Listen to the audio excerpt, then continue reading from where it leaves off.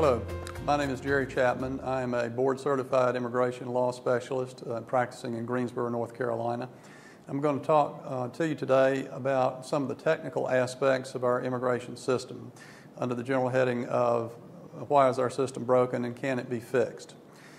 You hear that term quite often, the system is broken, and hopefully today we'll give you a little bit of technical information that will help you be able to answer the question, how is it broken, and hopefully get you thinking about how might it be fixed. We will try our best not to put you to sleep, although some of these terms that we'll use are a little bit dry. If you need a big cup of coffee, this would be a great time to go get one, or hope you've done that before now. Part of a previous presentation by Nola Martinez talked about the 4 pillars of immigration in the United States. Our system does have many, many different components, and I think that was a very good way to summarize how the system is set up. Today we're going to talk largely about the economic or the employment-based visa categories that are present in our system today and give you a little historical background. Before I do, I want to say that it's really important to have kind of a nice sort of broad perspective on things. And I say that because immigration has been an important issue in our country's history for really all the way back to the beginning of the country. I mean, more recently, we've had people such as Pat Paulson. And for everybody in the audience who knows who Pat Paulson is, if you'd raise your hand, okay, now everybody knows who the old people are. He was on a show called Laugh-In, and he's widely attributed to him is the comment that all the problems in America today are the direct result of a misguided immigration policy of the American Indian. Okay, well, that's the best joke I've got, so we'll go from there. But on a more profound level, if you have read the Declaration of Independence, and I'm sure all of you have, you will notice that the 7th listed ground for us to go to war with the preeminent military power on earth, Great Britain, was an overly restrictive immigration policy instituted by King George. The King George that we had then, not the one that we've got now. I know that's a cheap shot, but we've recognized the importance of immigration for all of the years that the country's been in existence. It's taken sometimes a very low-key aspect, or it's had a low-key kind of a sense to it. Other times, as it does today, it's had a very important and a very attention-getting aspect to it.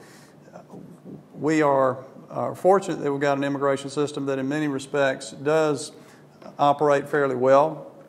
It in large part reflects the law of supply and demand, except in one area, and that has to do with what we typically call undocumented workers or essential workers.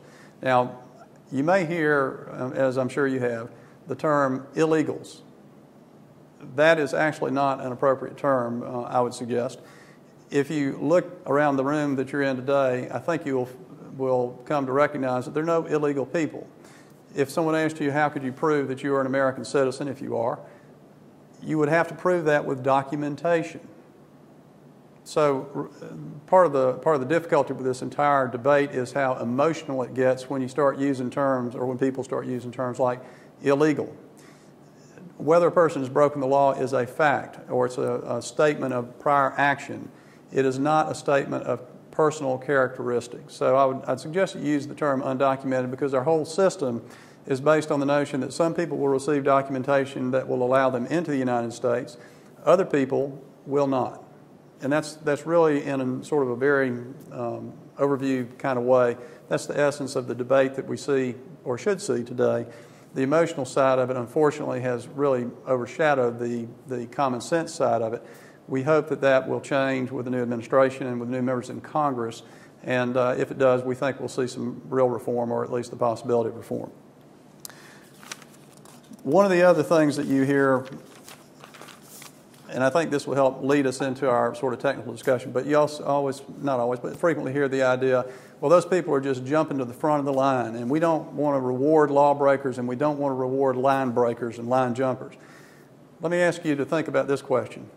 Is there a line into which those people can get? And what we're going to talk about now is, I believe, a series of thoughts and descriptions of our system that will reflect the fact that the answer to that question is no. Now, at the time you're seeing this, hopefully we're going to be able to superimpose a couple of the charts that I'm going to refer to. As I do those, as they are superimposed, you won't see me anymore, which may be a real benefit. But at any rate, we'll keep the audio going, and then I'll come back on and we'll talk a little bit more. The employment-based side of our system is, and this is important too, it's different than the family-based side. So if you're going to talk about people getting in line or getting in the wrong line or jumping to the front of the line, always remember that we have two different systems, or two major parts to our system. Family-based cases where personal family relations inside a nuclear family is the basis on which a person can be sponsored. And on the other hand, employment-based relationships where an employer sponsors a prospective or existing employee. Now, that is a different system, and there are different numbers of visas that are allocated each year under the employment-based system versus the family-based system. Under the employment-based system, we also have both temporary visas and permanent or immigrant visas. The term immigrant means a person who is going to be here on a permanent basis. A person who is here as a non-immigrant is only here temporarily, or as we've heard the term used, as a guest worker. And that suggests that the person's got a limited shelf life of time that they're here in the United States. That's not too different from other systems around the world, and it's been part of our system for as long as I've been practicing, since the 80s, and I know a good ways back before then.